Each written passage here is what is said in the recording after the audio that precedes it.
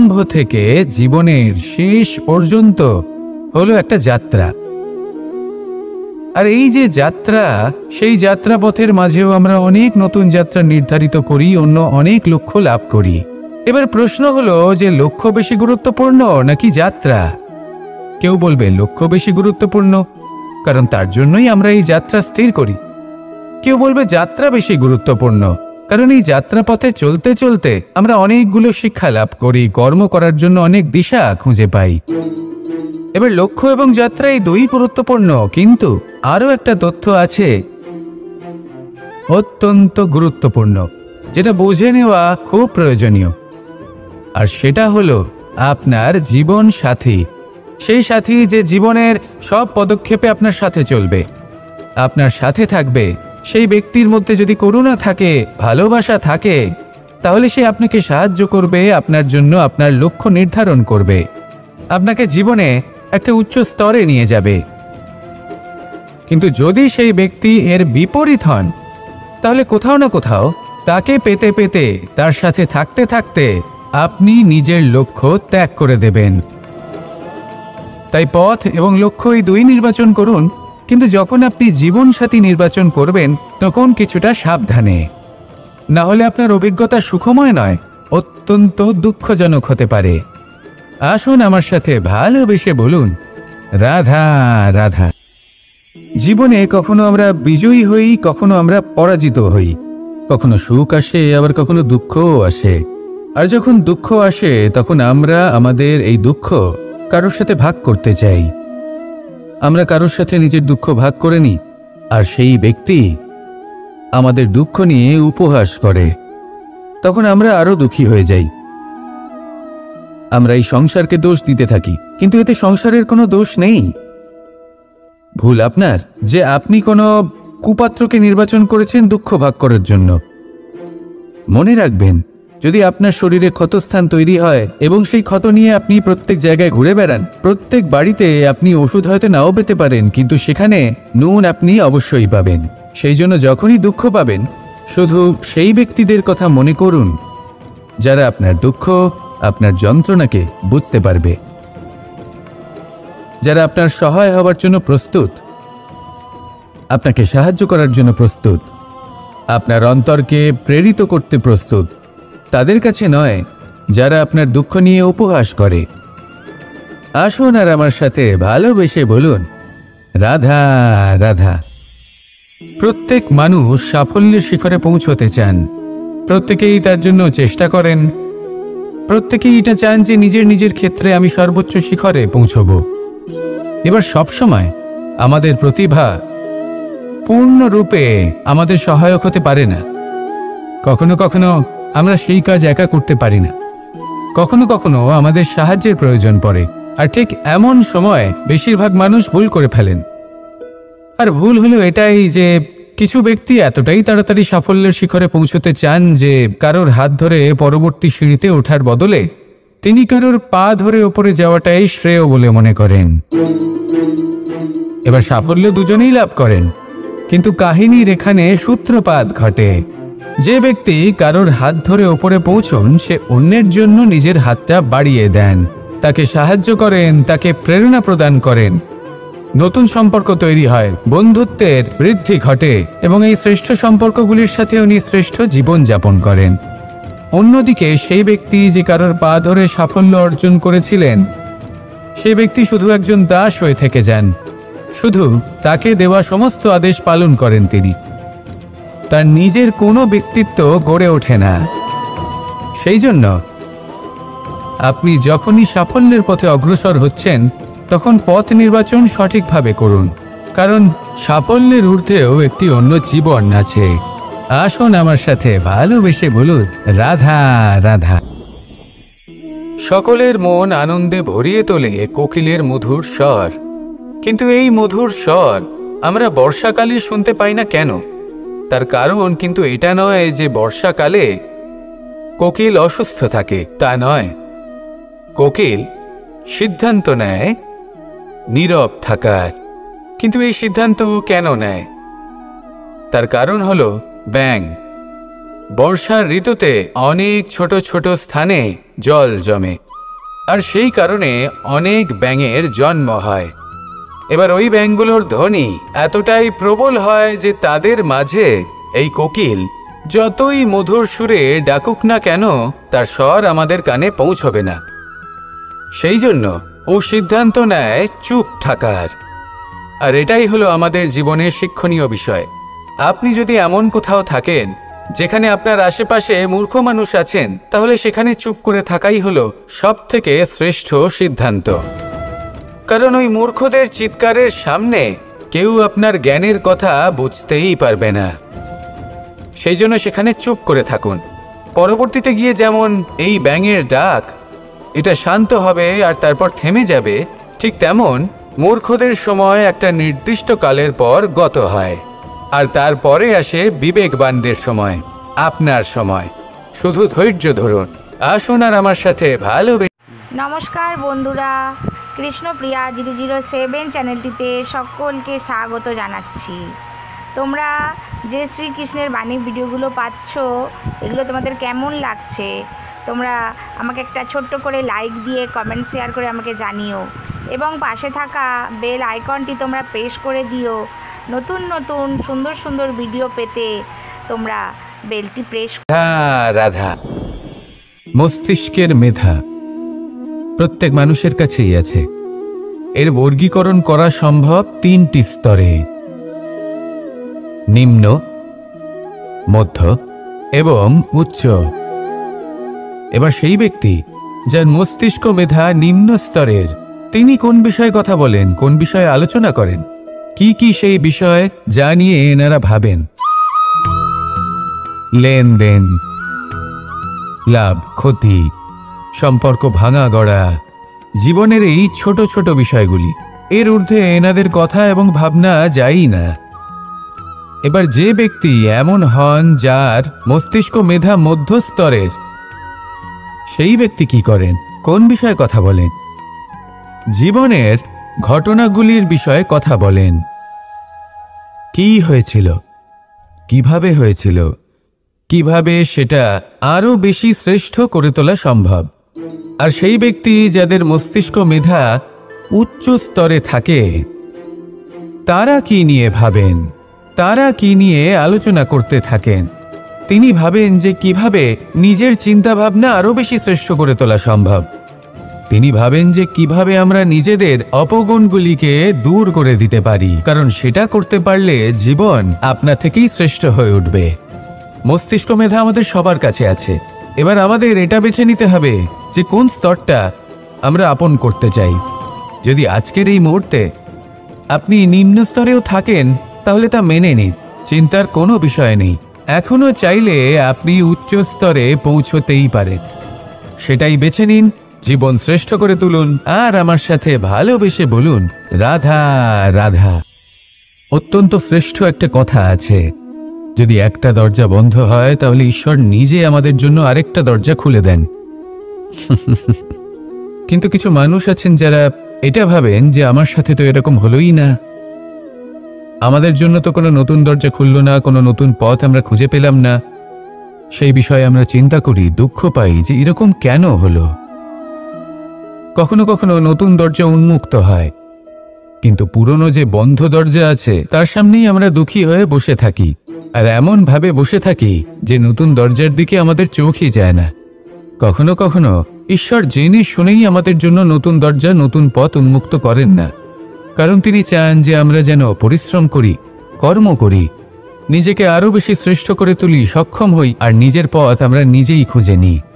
কখনো কখনো এমনও হয় যে ঈশ্বর চান যে আমরা যেন সেই পথে চলতে শুরু করে দিই। ভবিষ্যতে গিয়ে ঈশ্বর আমাদের সবকিছুই প্রদান করেন। মনে রাখবেন, যে ব্যক্তি নিজের বাড়িতে এসে নিজের দুঃখ নিয়ে বিলাপ করতে থাকেন, সুখ তার দরজায় পৌঁছে গিয়েও বন্ধ দরজা দেখে ফিরে চলে যায়। তাই দুঃখ আমাদের সকলের জীবনে আছে, কিন্তু সেই দুঃখকে আঁকড়ে ধরে বসে থাকবেন না, তাহলে আপনি আসন্ন সুখও ভোগ করতে পারবেন না।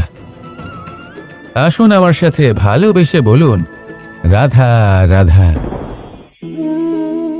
এই সংসারের প্রত্যেক মানুষ কোনো না কোনো স্থানে অবশ্যই যান, অনেক অনেক স্থানে তাদের যেতে হয়।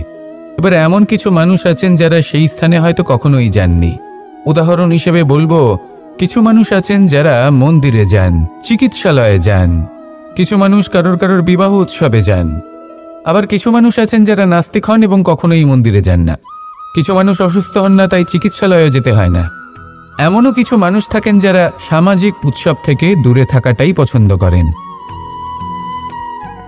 যে কোনো মানুষ হোক, যা কিছুই তার চয়ন হোক না কেন, প্রত্যেক মানুষকে একটি স্থানে অবশ্যই যেতে হয়। এমন একটি স্থান আছে, সেই স্থানের নাম হলো মৃত্যুদ্বার। এবার এটা আবশ্যক নয় যে ঠিক মৃত্যুর পরেই আপনি মৃত্যুদ্বারে পৌঁছে যাবেন। এমন অনেক মানুষ আছেন যারা মৃত্যুর পূর্বেই মৃত্যুদ্বারে পৌঁছে ফিরে এসেছেন, আর তারা অনুভব করেছেন যে এই সংসারের সময় চক্রের সম্মুখে তাদের অস্তিত্ব কতটা ক্ষীণ। ওনারা এই কথা বুঝে গেছেন। বড় বড় জ্ঞানী মহান ব্যক্তি ছিলেন, তারা এসেছেন, কর্ম করেছেন এবং শেষে তারাও মৃত্যুদ্বারে প্রবেশ করেছেন। অবশেষে তারাও পঞ্চমহাভূতের সাথে মিলিত হয়েছেন। তাহলে আপনার কিসের এত অহংকার? এই জীবনে কেউ অমর নন। জীবনে কতদিন আমরা বাঁচব এটাও আমরা জানি না। তাই এই জীবন যাপন করুন।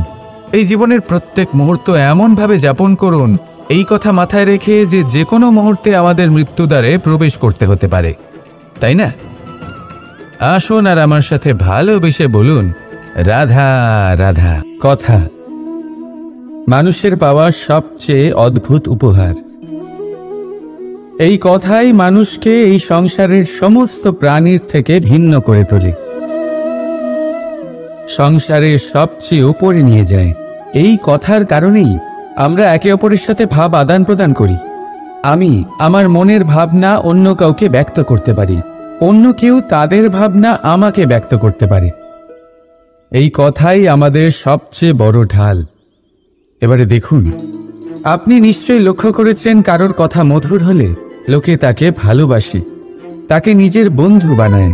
সেইভাবেই যদি কারোর কথা কঠোর হয়, তাহলে লোকে তাকে ঘৃণা করে, তাকে নিজের শত্রু মনে করে। এই কথাই ভাষা হয়ে আমাদের ইতিহাস রচনা করে। তবে আমরা কি সত্যি বাণীর বিষয়ে অতটাই ভাবি যতটা আমাদের ভাবা উচিত?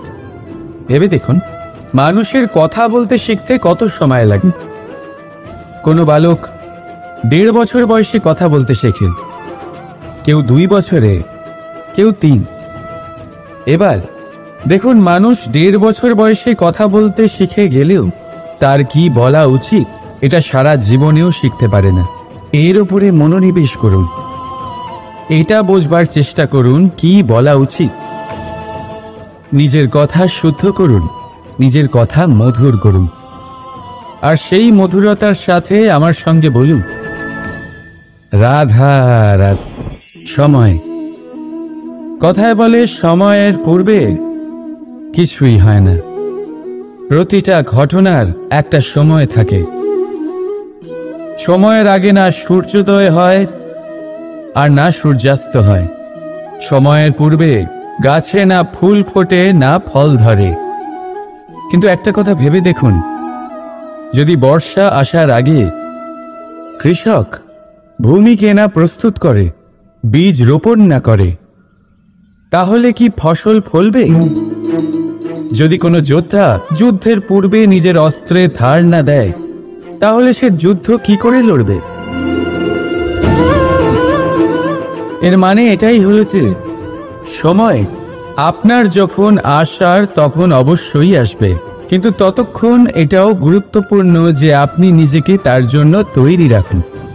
কারণ এই সুযোগ, এই কথাটা শুনতে যত ছোট, এটা আসেও ততটা কম সময়ের জন্য, তারপর চলেও যায়। এবার যদি সুযোগ আপনার হাতে আসে আর আপনি তার জন্য তৈরি না থাকেন, তাহলে আপনি সাফল্য কি করে পাবেন? তাই আপনি সঠিক সময়ের জন্য অপেক্ষা করুন, সেই সুযোগের জন্য অপেক্ষা করুন, কিন্তু ততক্ষণ নিজের চেষ্টার দ্বারা নিজেকে আরো সক্ষম করে তুলুন, কারণ সাফল্য আপনার জন্য অপেক্ষা করছে। শুধু আপনি তার জন্য তৈরি থাকুন। রাধা রাধা। আমাদের মধ্যে বহু মানুষ মাঝে মাঝে নিজেকে অকর্মণ্য মনে করি, ভেবে নিই যে এত চেষ্টা করার পরেও কিছুই পেলাম না, আর হয়তো পরেও কিছুই পাব না। আর সেই জন্য নিজের জীবনের সমস্ত বোঝা অন্য কারোর কাঁধে চাপিয়ে দিই, নিজের ওপরে বিশ্বাস হারিয়ে ফেলি। কেন বুঝতে পারেন না এই কথাটা? যে যতক্ষণ না পায়ে কোনো কাঁটা ফুটবে, ব্যক্তি কি করে বুঝতে পারবে যে এরপর থেকে নিচে তাকিয়ে চলতে হবে? সূর্যকে নিজে জ্বলতে হয় যাতে বাকিদের প্রকাশ দিতে পারে সে। রাতের অন্ধকারের সাথে লড়াই করার জন্য চন্দ্রিমাকে আকাশে একা উজ্জ্বল হতে হয়। নদী নিজের যাত্রা কি করে করে, নিজের পথ কি করে নির্মাণ করে? সে পাথরের সাথে লড়াই করে তা বানায়। যদি স্বয়ং আপনি নিজের সাহায্য করতে অক্ষম হন, তাহলে নিশ্চিতভাবে আপনার এই জীবন ব্যর্থ হয়ে যাবে। তাই মনে রাখবেন, এই সংসারে নিজের জীবনের ভার নিজের কাঁধেই বহন করতে হয়। অন্যের কাঁধের ওপর শুধুমাত্র পরলোক যাত্রা হয়। সেই জন্য এই সংসারে জীবিত সেই যে আত্মনির্ভর।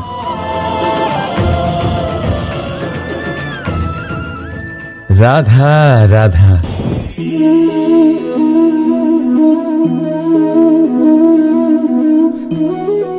এই জল দেখতে পাচ্ছেন আপনি? এটা খোলা জল, এতে ময়লা মিশে আছে। কিন্তু যদি আপনি এটা কিছুক্ষণ এমনি ফেলে রাখেন, তাহলে দেখবেন এই ময়লা আপনা থেকেই নিচে থিতিয়ে পড়বে। কিন্তু এই পাত্রটা নাড়াতে থাকলে এমনটা হবে না। শান্ত ছেড়ে দেবেন, তবেই এই ময়লা নিজেই নিচে চলে যাবে। ঠিক সেইভাবেই যখন আমাদের জীবনে কোনো সমস্যা আসে, কোনো অশান্তির সৃষ্টি হয়, তখন উত্তেজিত হয়ে পড়লে, নিজের সংযম হারিয়ে ফেললে আমরা আর সমাধান পাব না। শান্ত থাকলে তখনই সমস্যার সমাধান পাব। তাই মনে রাখবেন, ধৈর্য আর সংযম দ্বারা শান্ত মনে বিচার করলে যত বড়ই সমস্যা হোক না কেন, তার সমাধান আপনি অবশ্যই পাবেন।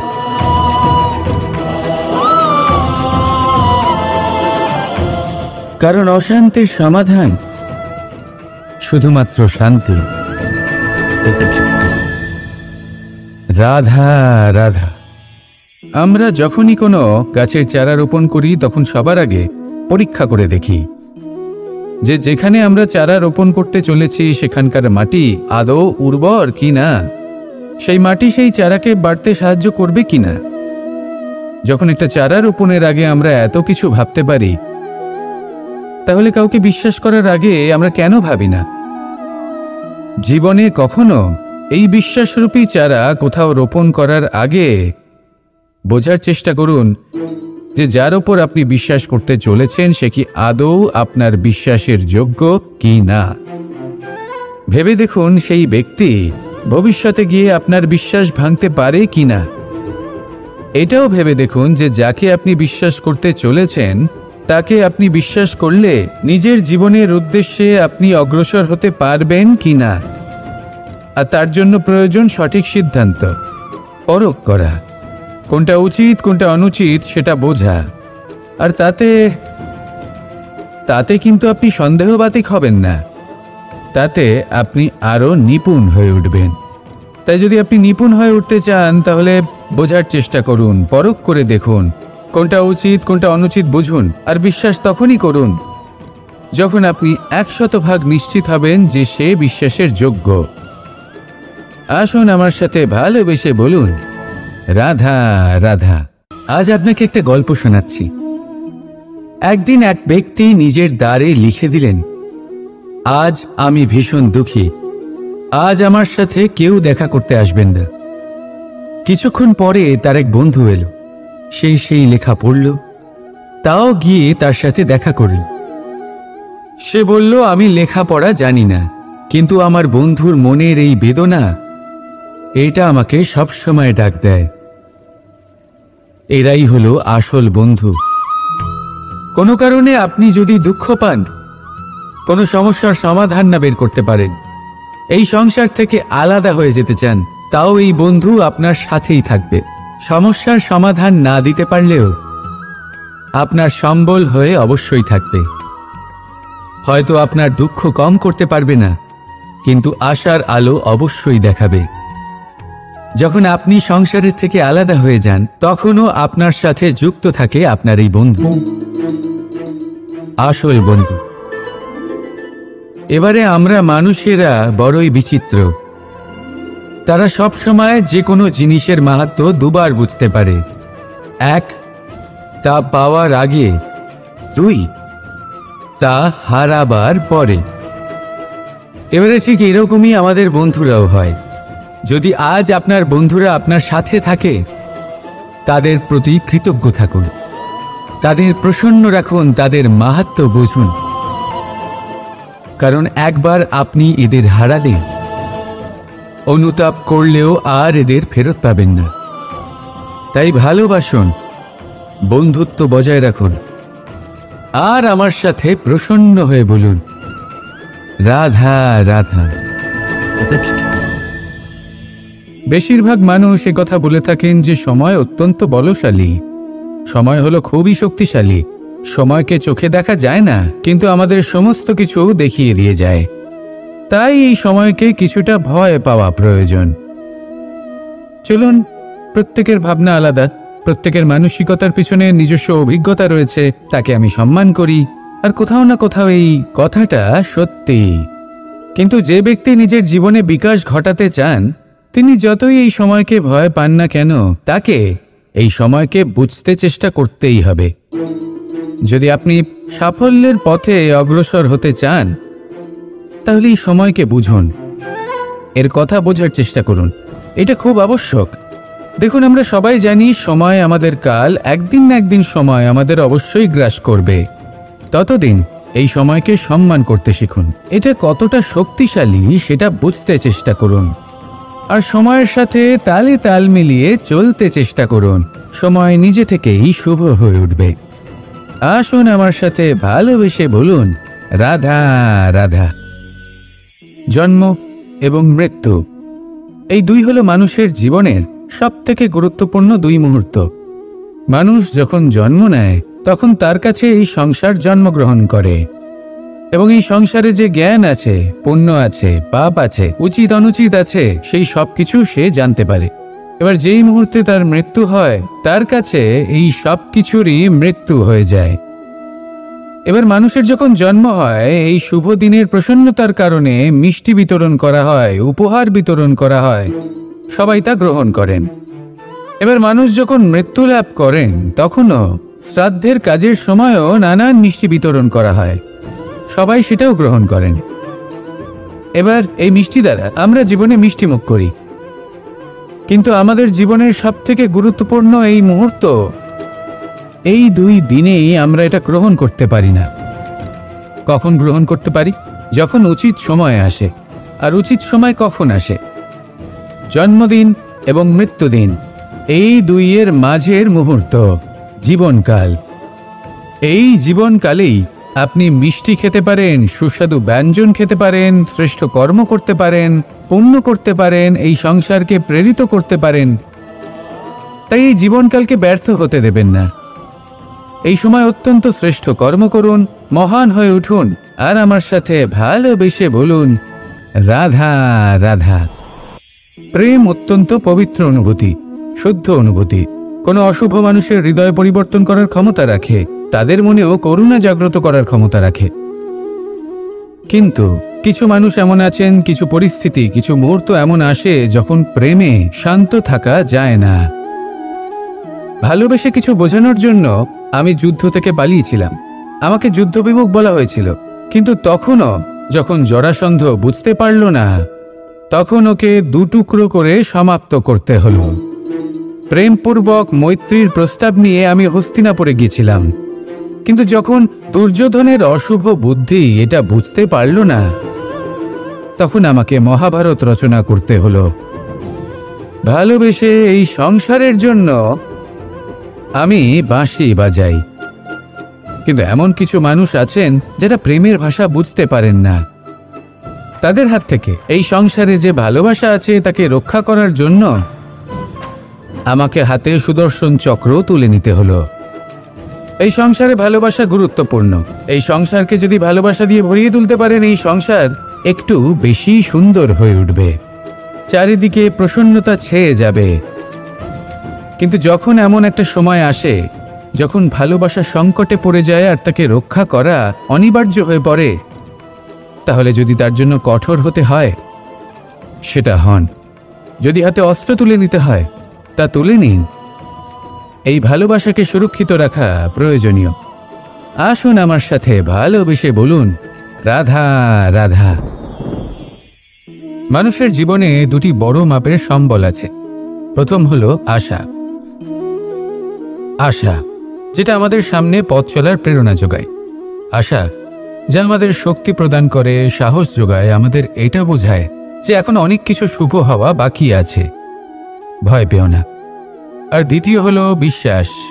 জীবনে যখনই আমরা কাউকে বিশ্বাস করি তখন একটা বিশেষ মাপের শক্তি অনুভব করি।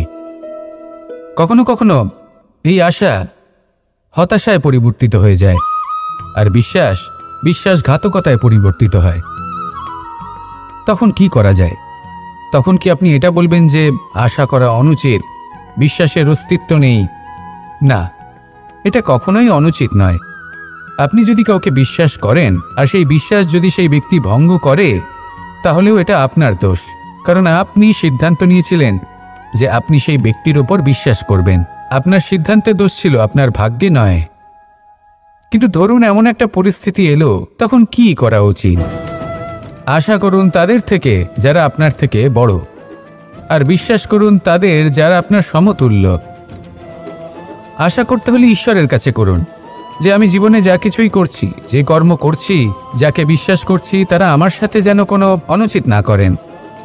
আমি শুধু এটাই আশা করব।